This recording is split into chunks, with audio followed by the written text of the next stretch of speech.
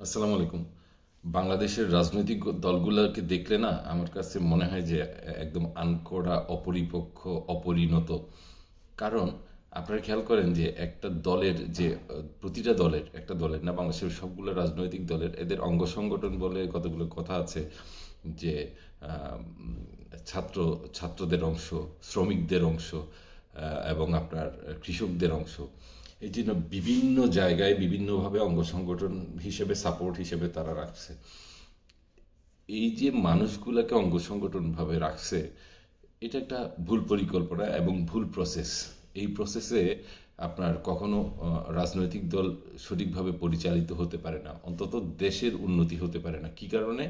কারণটা হলো রাজনৈতিক দলের একটা যে কাঠামো আছে, গঠনতন্ত্র আছে, সেই গঠনতন্ত্রটাকে সবার আরো সুন্দরভাবে সাজানো উচিত। এখানে করা উচিত হলো যে আপনার চেয়ারম্যান, মহাসচিব থেকে কেন্দ্রীয় যে নেতাগুলো আছে তাদের একটা সবার সিরিয়াল থাকবে। বিশেষ করে প্রতিটা রাজনৈতিক দলের বাংলাদেশে যতগুলো মিনিস্ট্রি আছে সেই মিনিস্ট্রি বেস করে করে আলাদা আলাদা নির্দিষ্ট কোয়ালিফাইড লোকজন থাকতে হবে। সেই নির্দিষ্ট মিনিস্ট্রি, ধরেন ফরেন মিনিস্ট্রি, ধরেন এডুকেশন মিনিস্ট্রি, যে মিনিস্ট্রি হবে, ফাইন্যান্সিয়াল মিনিস্ট্রি, যে মিনিস্ট্রি হবে হোক না কেন, সেই মিনিস্ট্রিতে প্রপার কাজ করতে পারার জন্য পিছনে আপনার মানুষগুলো সেট করে আগে থেকে ট্রেন্ড আপ করে করে আসতে হবে। যেমন ধরেন এই যে তত্ত্বাবধায়ক সরকারের আমলে এখন ইন্টারিম গভর্নমেন্টে সাখাওয়াত সাহেবকে কতক্ষণ সমাজ কল্যাণ মন্ত্রণালয়ে পাঠায়, কতক্ষণ স্বরাষ্ট্র মন্ত্রণালয়ে পাঠায়, এক একজনকে এক এক মন্ত্রণালয়ে পাঠায়। এইটা নির্দিষ্ট কোয়ালিফাইড একজন লোককে বিভিন্ন জায়গায় ইউজ করা, এগুলো হলো দেশের সিস্টেমই গলত। Zero zero zero. যেটা করতে হবে সেটা হলো আপনার ফাইন্যান্সিয়াল, ফিনান্স মিনিস্ট্রি যদি আপনাকে চালাতে হয়, আগে থেকে সেই ফিনান্সের উপরে সিএ বেস করা লোক থাকবে, আইসিএমএ বেস করা লোক থাকবে। এই ধরনের লোকের প্যানেল ওই দলটা থেকে তৈরি করা থাকতে হবে, যে উনি কাজ করছে, উনি কাজ করতে না পারলে, উনি ব্যর্থ হলে উনি সরে ওনার সেকেন্ড পজিশনে যে আছে সে এসে কাজ করবে। এডুকেশন মিনিস্ট্রি বলেন, এডুকেশন মিনিস্ট্রির জন্য পারফেক্টভাবে সেই মানুষটাকে সেট করা লাগবে, তার চেইনে, তার কমান্ডে আরও পিছন থেকে মানুষ সারিবদ্ধভাবে সেট করা থাকতে হবে। এই মানুষটা না পারলে আবার সেকেন্ড হ্যান্ড যিনি, সেকেন্ড পজিশনে যিনি আছে উনি এসে কন্ট্রোল করবেন। এই যে চেইন অফ কমান্ড এবং পিছনে যে নেতা তৈরির কার্যক্রম পারফেক্ট ওয়েতে, এই কার্যক্রমগুলো আমাদের বাংলাদেশের কোনো দলের নেই। এরা সবাই লুচ্চা, এরা সবাই থার্ড ক্লাস দল। এদের মেধা তো নাই বললেই হয়। সবার আছে কি জানেন? লুটপাট করে দেশটাকে খাওয়ার একটা পায়তারা আছে। এই লুটপাট করে খাওয়ার পায়তারা আছে বলেই হলো তারা কিন্তু এই সুন্দর প্রক্রিয়ায় বাংলাদেশের প্রায় 43টার মতো মিনিস্ট্রি আছে। এই প্রতিটা মিনিস্ট্রির জন্য আলাদা আলাদা আলাদা আলাদা সেকশন করে কিন্তু প্রতিটা এত বড় বড় রাজনৈতিক দল তোমরা খালি খাইতে বসে থাকো কেন? প্রতিটা মিনিস্ট্রির জন্য আলাদা প্যানেলগুলো, আলাদা মানুষগুলোকে তোমরা রেডি করতে পারো না? ফুট করে অমুক জায়গার একজন দুইবার এমপি হয়েছে, তাকে নিয়ে এসে একটা মিনিস্ট্রি ধরাই দিচ্ছে। মিনিস্ট্রি ধরাই দিলেই হয়? যোগ্য একজন লোককে তো আপনার যে জায়গায় যোগ্যতা আছে সেই জায়গায় পারফেক্টভাবে ইউজ করতে হবে, না হলে তো রসাতলেই যাবে। বিগত সরকার, আওয়ামী লীগ সরকার প্রচুর উন্নতি করছে, করে নাই বলবো না।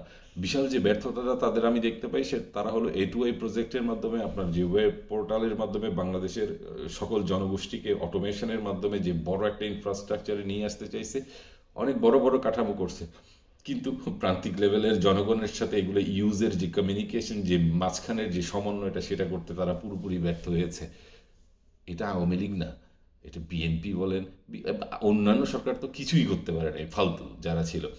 আওয়ামী লীগ অনেক কিছু করেছে, স্বীকার করতে হবে। লুটপাট করেছে অবশ্যই, বলছি, অস্বীকার করছি না, কিন্তু অনেক কিছু করেছে, আপনার দেশকে বিশাল একটা পরিবর্তন দিয়ে গেছে। সত্যকে অস্বীকার করার কোনো উপায় নেই। লুটপাট করেছে এইটাও সত্য, প্রচণ্ড মানি লন্ডারিং করেছে, অনেক করেছে, এবং আমাদের দেশের মানুষটা একটু বাড়িয়েও বলছে। ওনাদের চেয়ে ভালো কিন্তু আর কেউ করে নেই, এটাও স্বীকার করতে হবে। আমি কোনো দলের পক্ষে কথা বলছি না, আমি একদম নিউট্রাল হিসেবে কথা বলছি। আমি দেশের রাজনৈতিক দল প্রতিটারই সমস্যার কথা বলছি। আমি বলছি আমাকে প্রধান উপদেষ্টা করুন, আমাকে প্রধানমন্ত্রী করুন। আমি কারো সাফাই গাইতে আসছি না। আমার কেউকে পছন্দ না আপনাদের, আপনারা থার্ড ক্লাস, আপনারা জানেনই না কিছু, জানেনই না কোনো রাজনৈতিক নেতারা এরা বুড়িটাকে বড় করা, নিজের মসনদ বাড়ানো, টাকা পাচার, নিজের সন্তান সন্ততিকে বিদেশে পড়ালেখা করানো, নিজের ট্রিটমেন্ট বিদেশে করানো, এই থার্ড ক্লাস কাজগুলা ছাড়া আপনারা কিছুই জানেন না। ভালো হয়ে যেতে পারেন না, আমি বললে গায়ে লাগবে, তাই না? প্রেস্টিজে লাগবে। প্রেস্টিজ না করে নিজেকে শুধরান না, শুধরে আপনারা দেশটাকে শুধরাইতে পারেন না? আপনিই মানুষ নাকি খালি? আপনি বেঁচে থাকবেন, আপনি ভালো থাকবেন, আমরা ভালো থাকবো না, আমার ভাই বোনরা ভালো থাকবে না, গ্রামের মানুষজন ভালো থাকবে না, তাদের অধিকার নাই।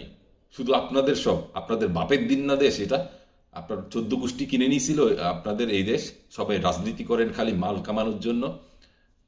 নিজের যে স্বয়ংসম্পূর্ণতা থাকে সেটার ভিত্তিতে টাকা ইনকামের একটা প্রসেস থাকতে হয়। রাজনীতি করতে এসে এখানে টাকা বানানোর জন্য আসার দরকার নাই। রাজনীতি করতে এসে এখানে ত্যাগ তিতিক্ষা আপনাকে করতে হবে। আপনারা ত্যাগ তিতিক্ষা করেন, 2 টাকার ত্যাগ তিতিক্ষা করলে সেটার বিনিময়ে 500 টাকা নিয়ে যান। এটাই হলো খারাপ উদ্দেশ্য। প্রতিটা অসৎ উদ্দেশ্যের জন্য অনৈতিকতা, অসততা, দুর্বিসন্ধি হলো আপনারা যেটা চাতুর্যপূর্ণ বিভ্রান্তিকর আপনারা যে ছলনাগুলা করেন, সেগুলোর কারণে বাংলাদেশের এই করুণ অবস্থা। আপনাদের প্রতি ঘৃণা হয়, লজ্জা হয়।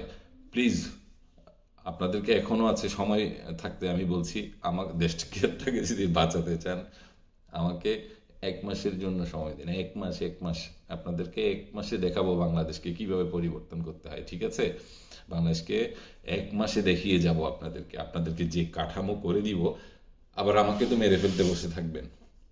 আপনাদের তো ওই যে কোথাও থলেতে পাওয়ার নাই, আপনারা বিদেশি শক্তির মাধ্যমে দেশের মসনদে বসতে চান। কোনো কোয়ালিটিই নেই। আপনারা ইনিশিয়েটিভ নিতে গিয়ে ভালো ইনিশিয়েটিভ নিতে চাইবেন, অথবা কেউ নিতে চায়, তার পিছনে মানুষ লেগে বসে থাকে। এটা দেশের কালচার হতে পারে না। এইভাবে দেশ রসাতলে যাবে, শূন্যে যাবে। ধন্যবাদ, সবাই ভালো থাকবেন, দোয়া করবেন।